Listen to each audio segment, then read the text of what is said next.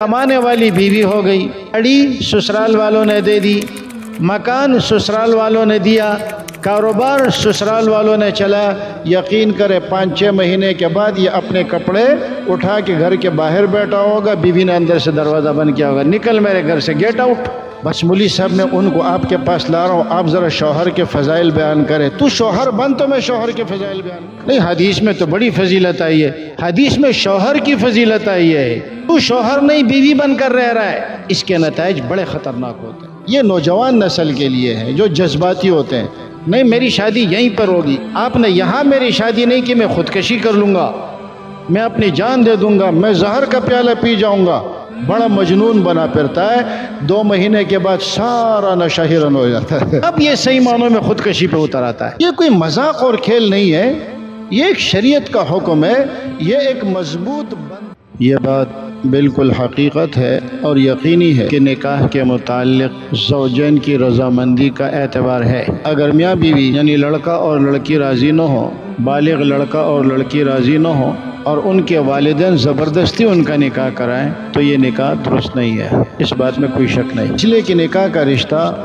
دوام کو چاہتا ہے، استمرار کو چاہتا ہے، یہ رشتہ نبھانے کے لیے ہے، مرتے دم۔ یہ تب ہی ہوگا جب دونوں ایک دوسرے کو پسند کرے، اگر شروع سے ہی پسند نہیں کرتے، ماں باپ نے زبردستی شادی کرا دیا، بعد میں شوہر بیوی کو بیوی کہتا ہی نہیں ہے، بیچاری کی زندگی تباہ ہو جاتی ہے، تو اس کا وبال پھر بعد میں والدین کو بھگتنا پڑتا ہے۔ تو نکاح کے معاملے میں لڑکے اور لڑکی کی رضامندی یہ ضروری ہے، وہ ایک دوسرے کو پسند کرے، لیکن اگر وہ ایسی جگہ رشتہ کرنا چاہتے ہیں جو اس کے برابری کا نہیں ہے، جس کو کفو کہا جاتا ہے، تو پھر یہ ہے کہ ان کے اس رشتے پر اگر والدین کرانا چاہتے ہیں تو لڑکا بھی اعتراض کر سکتا ہے، اگر لڑکا لڑکی کرنا چاہے تو والدین بھی اعتراض کر سکتے ہیں کہ غیر کفو میں تم نے رشتہ نہیں کرنے دیں گے، یہ ان کو اجازت ہے، منع کر دے۔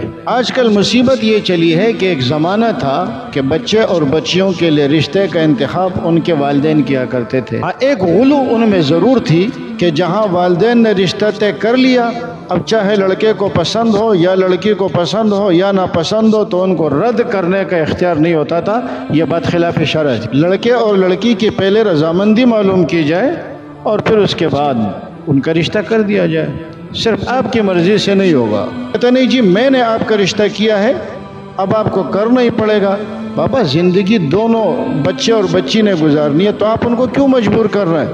اس لیے کہ اگر دل میں محبت نہیں ہے تو آپ ان کے دل میں ایک دوسرے کے لیے محبت نہیں ڈال سکتے، تو جو لوگ ایسا کرتے وہ بھی غلط کرتے۔ لیکن اس زمانے میں جیسے میں نے ابھی نکاح کے مقاصد بتائے کہ نکاح کے شریعت سے نکاح کے اصل مقاصد کیا ہے، ان مقاصد کو سامنے رکھ کر نکاح کیا جائے۔ ہمارے دور میں کیا ہے کہ لڑکا اور لڑکی اپنے لیے خود ہی رشتے کا انتخاب کرتے ہیں، اور اس کی بنیادی وجوہات کیا ہوتی ہے، یا تو خوبصورتی کو دیکھتے ہیں یا مالداری کو دیکھتے ہیں۔ تو میرے پاس لوگ آتے ہیں نا، وہ سمجھتے ہیں مولوی صاحب نے رشتہ سینٹر کھولا ہوا ہے، ارے بچے کے لیے رشتہ چاہیے، ہماری بچی کے لیے رشتہ چاہیے، تو جو کہتے ہیں کہ مجھے رشتہ چاہیے یا ہمارے بچے کے لیے رشتہ چاہیے، تو بعض ان میں سے یہ کہتے ہیں کہ وہ ہمیں بچی بھی دے، گاڑی بھی دے، ہمیں پیسہ بھی دے، ہمیں مکان بھی دے اور ہمیں بچی بھی دے۔ میں ان سے کہتا ہوں رشتہ تو ہو جائے گا لیکن پھر تو شوہر نہیں رہے گا، شوہر وہ رہے گی اور تو بیوی بن کے رہے گا۔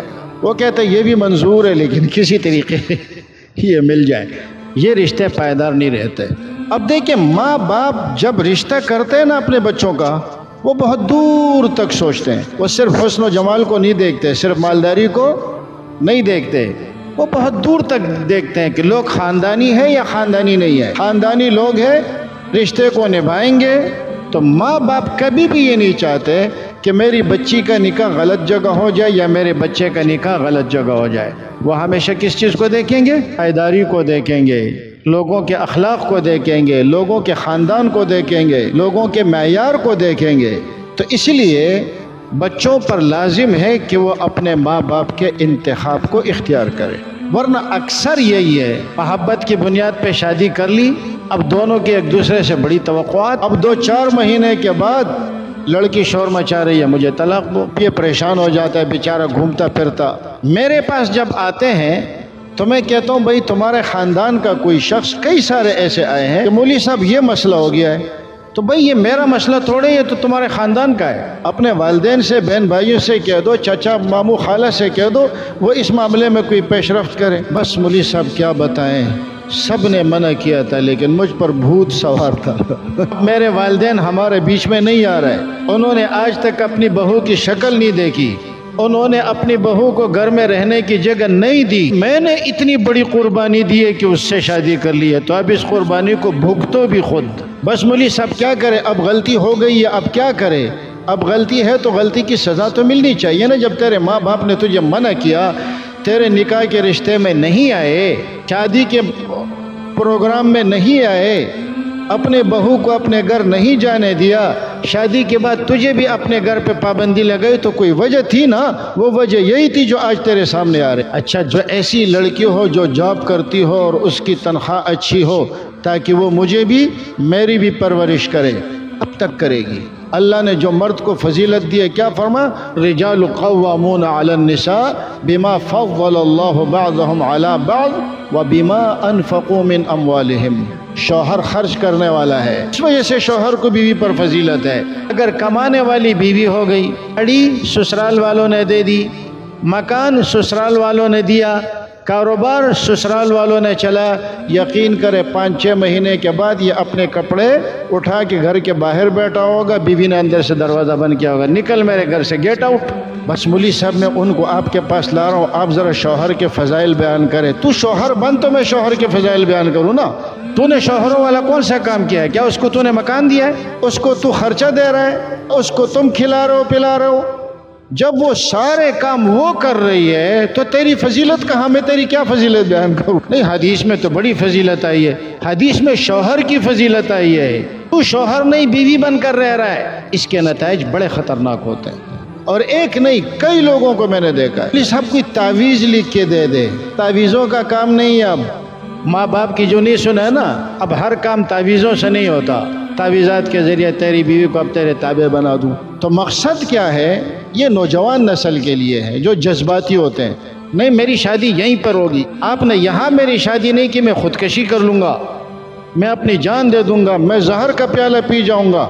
بڑا مجنون بنا پھرتا ہے، 2 مہینے کے بعد سارا نشہ ہرن ہو جاتا ہے. اب یہ صحیح معنوں میں خودکشی پہ اتر آتا ہے. یہ کوئی مذاق اور کھیل نہیں ہے، یہ ایک شریعت کا حکم ہے، یہ ایک مضبوط بندھن ہے جس کو مرتے دم تک نبھانا ہے، صرف شکل و صورت کو نہیں دیکھنا ہے. وہ اقبال مرحوم نے کیا اچھا شعر کہا ہے، کہتے ہیں کر بلبل و طاؤس کی تقلید سے توبہ، بلبل فقط آواز ہے، طاؤس فقط رنگ. اس لیے ماں باپ جو رشتہ تجویز کرے، اولاد کو چاہیے کہ وہ اسی پر غور کرے.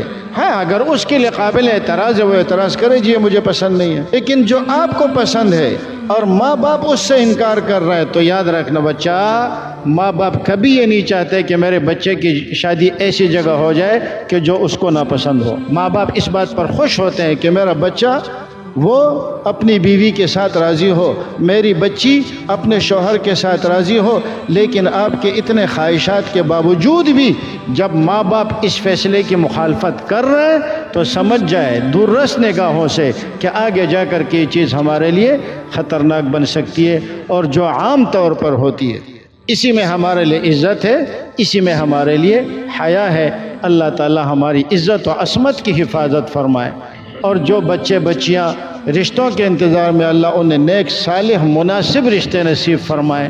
اور جن گھروں میں میاں بیوی کے، ساس بہو کے اور سسرالی اختلافات ہیں، اللہ تعالیٰ ان گھروں میں امن نصیب فرمائے. اور اخیر میں ایک دعا اور کروں گا، ناراض نہیں ہونا، اللہ تمام بچیوں کی ماؤں کو ہدایت نصیب فرمائے. یہ جو ساس ہوتی ہے نا، جہاں بھی لڑکی گڑبڑ کرے نا، 70% پیچھے اس کی ماں کا ہاتھ ہوتا ہے.